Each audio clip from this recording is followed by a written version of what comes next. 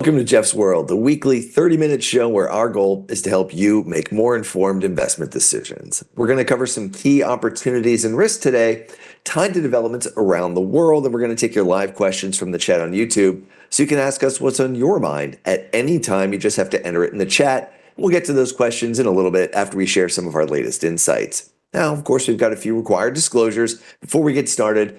We don't know you personally, so we don't make personalized recommendations, but we do talk generally about the markets and the sectors and the areas of investing we think are likely to perform well or poorly and why. Of course, things can and do change, so all the thoughts we share are subject to change as well. And of course, investing has risks, and international investing has unique risks like currency moves, so please keep all that in mind.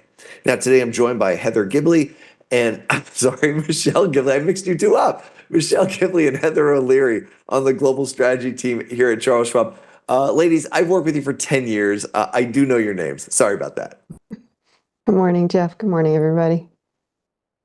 Hi, Jeff. You can call me anything you want except late for dinner.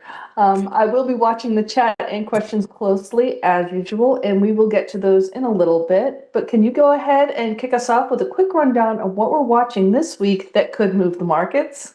You bet. I'll try not to get this screwed up. On Wednesday, we've got the Vatican conclave to elect the new Pope. And of course, this Fed will also be sending some smoke signals to the markets on that day with a rate decision and Chairman Powell's press conference. Fed officials are expected to hold rates steady on Wednesday. Markets might dial back further their rate cut expectations after cutting expectations from 4 rate cuts this year to just 3 after Friday's jobs report. We don't think we're likely to see any rate cuts until the second half of this year.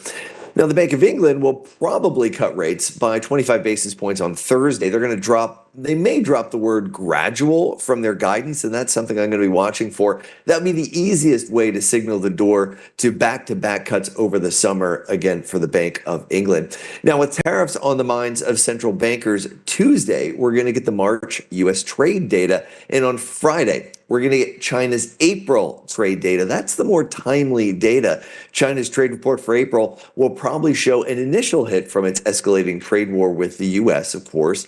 Shipping data suggests that a sharp drop in shipments to the U.S. didn't occur until the final 10 days of the month, and that suggests the full impact of the tariffs may not show up until the May data is reported from China, and certainly won't show up in the March data that we're going to get from the U.S. tomorrow. But it's all to come, very likely, given that we already know what the shipping data looks like. It's just a matter of tracking that in terms of the actual official import data from the Commerce Department. Now, in other data from China this week, we're going to get lending growth. That's expected by economists to be 6% higher than the first 4 months of the year compared to last year. And that reflects China's focus on using domestic stimulus to offset export weakness. Putting more money into the economy, driving more lending means more borrowing and spending as an offset to selling less overseas, selling more domestically as opposed to internationally. Now, we're past the peak of earnings reports, but we are going to get some major companies this week, and they may offer some guidance on how tariffs may be impacting their businesses. Yeah, it's all tariffs all the time right now affecting the markets. We're getting it from Disney, and they might show if worsening sentiment towards the U.S. has started to hit its theme park and cruise businesses amid a fall in visitor arrivals to the U.S. and global boycotts of American products. Of course, maybe we also hear a little bit more about this proposed movie-related tariffs as well. And in its report for the quarter, Ford may detail the increase in costs resulting from tariffs. We know the auto industry has been hit pretty significantly, both on steel and auto tariffs, but also steel and aluminum tariffs, but also just generally as it relates to autos. A lot of this being different components and parts being assembled overseas. Now, as we focus on this week, I want to actually look back at the last quarter. There's this old investing adage, buy the rumor, sell the news. And if we look back at the first quarter GDP and the earnings reports for the first quarter that were published last week, the GDP numbers last week, and of course we got it was a peak week for earnings reports last week, they're kind of giving us a sense of how the economy and companies fared as the rumors tied to the April 2nd tariff announcement began to take effect in Q1. And then looking ahead, we've got the, how markets perform. How the quarter shapes up in terms of earnings and economic growth may depend on how the news of tariff negotiations progress during the 90-day tariff delay that began on April 9th. Trump gave us a little bit of a hint this morning, talking about, hey, there might even be some deals this week. We'll have to see what he means by deals, but it'll be interesting to see what comes out. Last week, as I mentioned, was the peak of the earnings season. A lot of companies reporting their first quarter earnings, but we also got a flood of first quarter GDP numbers. We got them for the US, we got them for Europe, we got them for a bunch of countries. You can see them on the screen here. Eurozone first quarter GDP rose by 0.4%, or an annualized 1.4%, taking the quarter, annualize it. It's the way we do it in the US for some reason. They don't do it anywhere else, but to put it on the same basis as US GDP, 1.4%. So you can see it in this chart here. That was double what was expected and double the increase in the prior quarter. And the gains were broad-based. You can see it for Germany, France, the two largest economies in the region, returning to growth after declines in the fourth quarter. The weaker than expected negative number on this chart here, the Q1 decline in US GDP, was largely attributable to a surge in US imports ahead of the April tariffs. Remember, we measure consumption. Big part of GDP is just measuring consumption. What it's trying to do is measure production. So we measure what we buy, but we're not exactly sure how much of that is an import. So we just take, how much of it was actually made here. So we take consumption and then we subtract out the net amount of imports, essentially imports minus exports, to get sort of the net amount of what was consumed here, that was produced here. And so that's why imports tend to act as a drag on GDP. And since there was a rush to get those imports into the economy ahead of the second quarter, ahead of those April 2nd tariffs, we saw that act as a drag on first quarter GDP. It was weak for other reasons as well, but that was the primary reason it was negative. But we saw not worse than expected growth anywhere else. We saw better than expected growth in other countries, particularly in Europe. And it was not, I think, due to a surge in exports to the US. It was a minor factor, but it was not a major one. We don't know the exact contribution from net exports to GDP in the preliminary release of European countries last week. Those details are going to follow. They're going to be the update that comes on May 23rd. But we do know from the press releases that the GDP for European countries, trade was really not much of a factor. It may have even been a drag on some major economies. In fact, France's press release noted that net trade, exports minus imports, was a drag of 0.4%. It wasn't a boost at all. Italy's press release also noted a negative contribution from net exports. Others really didn't note that net exports or imports or exports were much of a drag. Ireland was a standout. Ireland had GDP of 13.4% growth on an annualized basis. Huge explosion there, largely on pharmaceutical shipments to the US. But Eurozone's GDP would have been better than expected, even without Ireland's export boosted contribution to the US. So therefore, I don't think there's a reason to believe that Europe's economy will necessarily give back the stronger growth in Q2 that they had in Q1, because I really don't think it was primarily trade driven. It wasn't just front running those tariffs like we saw weakening the US economy. That wasn't the reason for strength in Europe. And translating that over to earnings, the earnings picture for Q1 is also brighter outside the US. Last week was the peak for the earnings reporting season. I mentioned this several times. That's when the bulk of companies have reported. We're over the hump now. We're still getting quite a few, but most companies did report up to now for the quarter. And the number of companies in the US, S&P 500, with downward earnings revision, so the numbers came out, analysts are downgrading their outlook for future quarters, is similar to what we saw in past crises, the global financial crisis and the COVID-19 pandemic. You can see it on this next chart. If looking at these numbers, it's really interesting here. So the blue line here is the number of companies in the S&P 500 with downward earnings revisions to future estimates by analysts. And you generally get that during the earnings season where companies come and give guidance. And look at these numbers, a big spike here. We've only seen a spike like this during the pandemic, which was huge for obvious reasons, and back during the the global financial crisis of 2008. That's a big deal. The degree of the cuts, not as significant, at least not yet, but the breadth of them really is, which just shows how broad these tariffs are in impacting businesses. It's not just a few industries, it is across the board. What's also interesting is we're not seeing that much of a shock to Europe, and that may be because it's kind of within the normal range. It's up, the number of downward revisions has spiked up a little bit, but it's kind of normal looking here. Nowhere is it at record high levels or outside of that range. If you look at the orange line, which is Europe, and that may be because to the U.S. the tariffs pose a potential supply shock, but for other countries it poses a potential demand shock, right?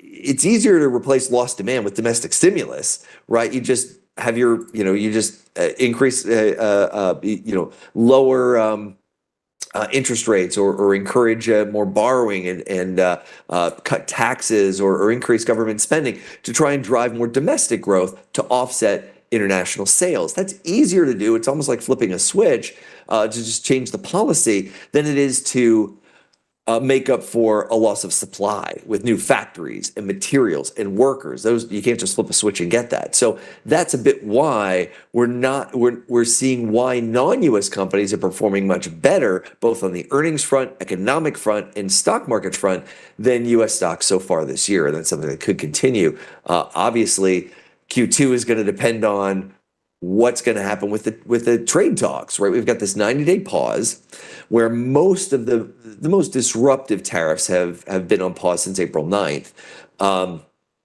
And the Trump administration says it's engaging in tariff negotiations with a lot of countries. Last week, Treasury Secretary Bessent said the U.S. has put China to the side for now. It's going to focus on trade deals between 15 and 17 other countries. Trump hinted this week there could be some coming this week. So it'll be interesting to see. Obviously, the GDP numbers, the earnings numbers, these downward revisions, the stock market performance is going to hinge a lot on how that progresses over the remainder of this 90-day period.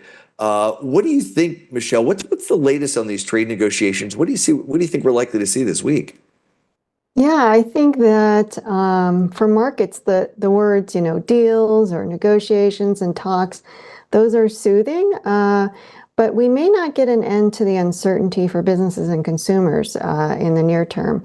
We could get these framework for deals, and they could be more like a memorandum of understanding that describe the topics to be addressed in eventual deals, and again, not a lot of details. So this could set up an extension of the 90-day pause past July 9th and sort of keep a cloud over corporate decision-making and markets. If we look at 1985 to the start of Trump's first term in 2017, the average U.S. trade deal took 18 months to sign and then 45 months before it was implemented.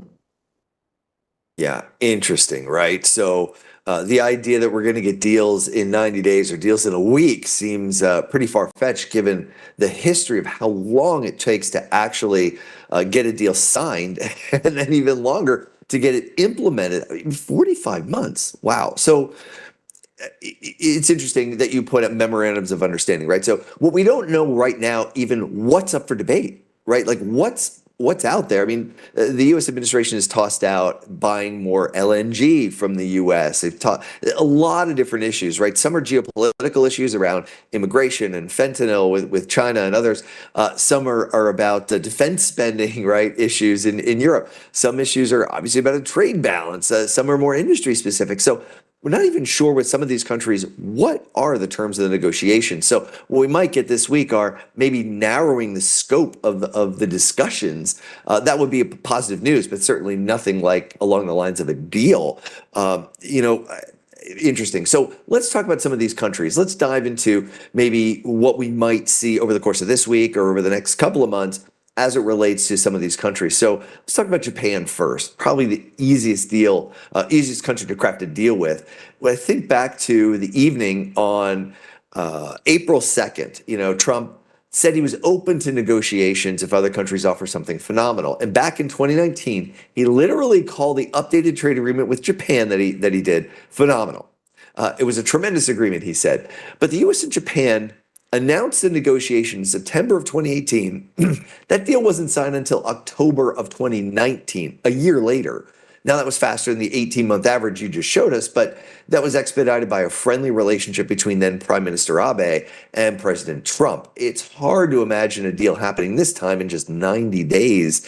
The comment late last week by Japanese Finance Minister Kato that Japan's 1.1 trillion of U.S. treasuries will be on the table in negotiations with the U.S. highlights the stakes for both sides. Japan does have some levers here. Japan is the biggest owner of U.S. Treasuries outside the U.S., and that's something that hasn't been talked about before, but it's certainly a lever they can pull here in terms of negotiating leverage with the Trump administration. So lots of issues there. That'll be one to watch. Maybe we get some progress on that this week. Another very big one is Mexico and Canada. These are our biggest trading partners. They were in the crosshairs of Mexico's initial tariff threats, but the agreement has ultimately provided some degree of protection. Many of the goods entering the U.S. still come in tariff-free under the USMCA. Now, Mexico's President Sheinbaum indicated last week on X that, kind of agreed that their secretaries of Treasury and Finance and the Economy and Commerce are going to continue to work in the coming days on options to improve the trade balance. But it didn't seem like anything concrete was coming out of that. Mexico is the U.S.'s largest trading partner. Most exports to the U.S., however, come from U.S. headquartered companies operating in Mexico, like GM, making trade negotiations more about the operations of U.S. businesses than factors directly under the influence of the Mexican government. So I'm not even exactly sure what that deal would look like. It's almost like the U.S. making a deal with GM and Ford as opposed to making a deal with the Mexican government. So I don't know. Canada's election, however, is now out of the way, right? Prime Minister Carney and President Trump are planning to meet in the near future, and that might be a bit of a breakthrough here in start of more effective negotiations between Canada and the U.S.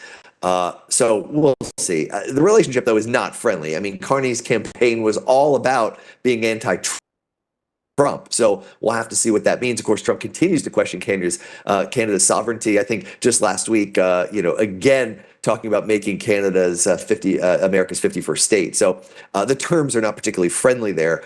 And during Trump's first term as president, the renegotiation of NAFTA into the USMCA took 13 months from the beginning of negotiations in August of 2017 until the signing on September 30th of 2018. And then another 21 months until it went into force on July 1st of 2020. So, again, these time frames and the relationships are just not cohesive in order to get something done in a week or two. So I think it's possible the market's hopes get dashed a little bit here. If we've seen a rally back, even in the U.S., international stocks are still leading, but the U.S. kind of come back to where it was pre-Liberation Day, but that is certainly at risk. And finally, I'll mention Europe before I ask you, Michelle, about China. But in early April, we had the European Commission President, von der Leyen. She said the European Union offered to drop tariffs to zero on cars and industrial goods, basically on goods imported from the U.S., if Trump was going to reciprocate. Called it a zero for zero deal. You want reciprocal tariffs? Fine. Let's all just go to zero. Trump declined that, obviously, basically say, well, no, they've got to buy a like amount of energy, basically hundreds of billions in energy from the U.S. to try and also zero out the trade balance. Now, setting aside the hundreds of billions that would cost, there probably isn't enough spare U.S. LNG transportation capacity for Europe to even buy that much energy from the U.S. So there appears to be an impasse here. Zero for zero is a non-starter. Europe can't buy enough stuff from the U.S. basically in order to even out that trade deal or that trade balance. So the EU governments, I think, are probably unwilling to offer any more concessions in return for uncertain commitments from Trump to withdraw those recent sector tariffs, knowing Trump could just put them right back on again. So probably full tariffs on EU exports and EU retaliation against EU exports to the U.S. On imports from the U.S. may commence pretty shortly after the delay expires on July 9th. We'll have to keep a close eye on that. But I think the EU is probably on the back burner when it comes to those trade. I think when Trump talks about 15 to 17 countries that they're in closer communication with, I don't think Europe is part of that. So that's something we'll have to keep a close eye on. At the same time, EU has extended more of a olive branch to China here and warming up in terms of trade relations with China here as an offset to trade with the U.S. But let's turn to that, Michelle, before we run out of time here. What's going on here? What's the current status of the trade talks with China? Yeah, on Friday we had China's Ministry of Commerce saying that it was evaluating the possibility of trade talks with the White House, and that's after U.S. officials they express an openness to talk. Now, both sides, though, have placed preconditions on negotiations. China has asked for the U.S. to suspend or roll back tariffs, while the U.S. has said China needs to move first. So that seems far from an eager commitment to de-escalate. Now, President Trump also said yesterday he's not going to be speaking to President Xi this week. Both sides have exempted some goods, but these efforts seem aimed at easing the burden on domestic businesses rather than being tied to de-escalation. But, if we look at China, they're not really signaling any domestic pressure to decrease the tariffs. They had their China had their April Politburo meeting at the end of April, and they declined to make any changes to fiscal or monetary policy. And they recently said they were fully confident in reaching the 5% GDP growth target for this year. I think it's interesting to look at the trade war with China during Trump's first term. Now, he threatened China with tariffs during his first campaign for office in 2016, and then during his first year in office, they started some trade investigations. Tariffs didn't really start until July 6th, and that's when we had this $34 billion list of goods tariffed at 25%. That was the list one. Now, China and the U.S. continue to escalate over the next 5 months until President Trump and China's President Xi met at a G20 meeting on December 1st, 2018. They signed a 90-day truce, but after the 90 days, tariffs escalated again over the next 9 months until the Phase 1 trade deal was signed on December 13th, 2019. I'm sorry, they agreed to it in December, and then they signed it in January, and then it was to go in effect in February. And this is, you could call it maybe a 12-month negotiation period. So what might we see this time in terms of progress? Because we do need to see some progress. We really need some transparent, high-level discussions. And maybe we also get a decrease in the broad-based tariff levels to below 60%. That was the initial amount that Trump talked about on the campaign. But we could get targeted tariffs or export controls on certain sectors or goods. Those could remain. Yeah, it's hard to see much progress going on right now, and obviously that's the biggest hit here in terms of tariffs in this intervening 90-day period. They remain in place. So it'll be interesting to see who moves first. Obviously, with an eye to protecting, not just protecting, but supporting domestic industries as opposed to letting up tensions on the other. But it could lead to that as well, right? As more industries lobby and businesses lobby the Trump administration to lower tariffs on certain products that they're desperate for because of a supply shock, we could see maybe that warm up relationships between U.S. and China just because of some of the tariffs coming down. We'll have to see. Okay, Heather, what kind of questions do we have coming in today? Well, we've got questions kind of from all over the world.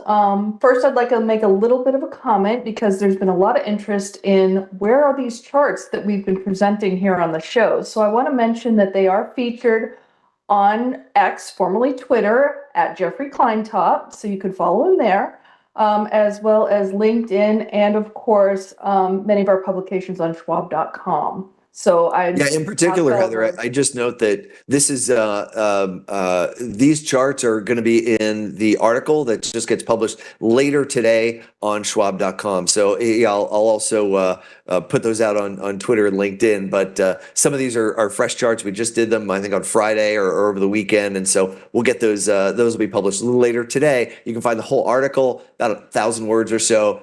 Nice read, posted on Schwab.com. You can just search under there under insights, or you can just search Schwab and my name. It'll pop up there as well on Google a little later today. So all that will be there with a detailed explanation of what are these charts and what do they mean. Perfect.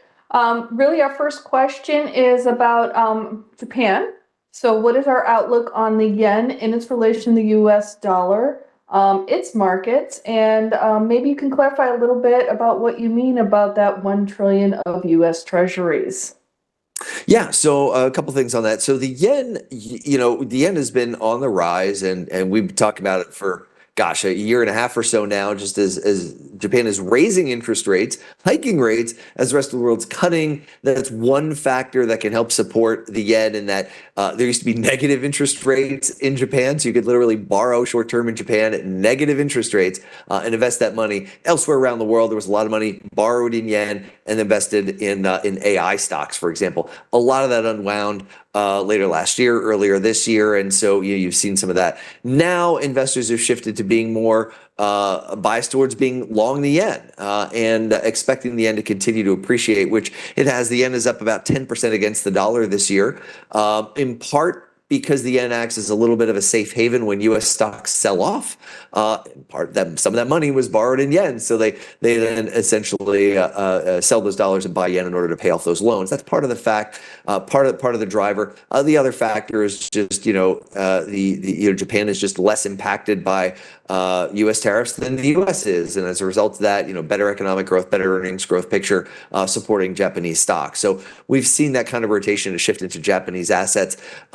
The dollar's been a big factor affecting Japan's market this year. The move in the dollar, Japan's stock market's basically flat this year. It's a little better than the S&P 500, but really the reason why the Nikkei is up as much as it is, double digits, is really because of that dollar weakness. Now, as it relates to treasuries, well, Japan holds a tremendous amount of them. They are the biggest holder outside the U.S. of treasuries, and are, I guess they're suggesting that they could lighten up, buy less going forward, or B, start to sell them or dump them entirely in order to put some pressure on the U.S. Related to trade. So everything here is on the table, I guess, when you're looking at leverage with the Trump administration. And in terms of negotiating tariffs, a lot of things there. And I think that's what they're suggesting, that perhaps, I don't know that they would do that, but they're certainly suggesting that maybe they might liquidate some of their treasuries, which obviously put further pressure on the dollar and maybe upward pressure on U.S. interest rates. So one of the cards that Japan holds here in the negotiations with the Trump administration. Thank you for that. Now, talking about the various impacts to currencies around the world, are we expecting stagflation and perhaps a recurrence of the Asian contagion that we saw in the late 90s? Interesting question. So, our outlook for the U.S. economy is the longer these tariffs remain in place, the U.S. will likely enter a recession. So we'll have to see, again, what happens during this 90-day period. That's why it's so important to the markets here every day in terms of what happens with the trade talks. In terms of, from an international perspective, it's interesting. If you look back to 1998, you saw Asian countries had unsustainably high currency values versus the dollar, and they were just unable to continue to support those currencies. They plunged, huge declines, and as a result, really caught a lot of investors off guard. And you saw this massive unwinding and what we call the Asian contagion. It was felt around the world. There was a little bear market that shook the world in 1998. Most developed markets recovered fairly quickly. Emerging markets did not. They suffered pretty dramatically. We're kind of seeing the opposite of that now.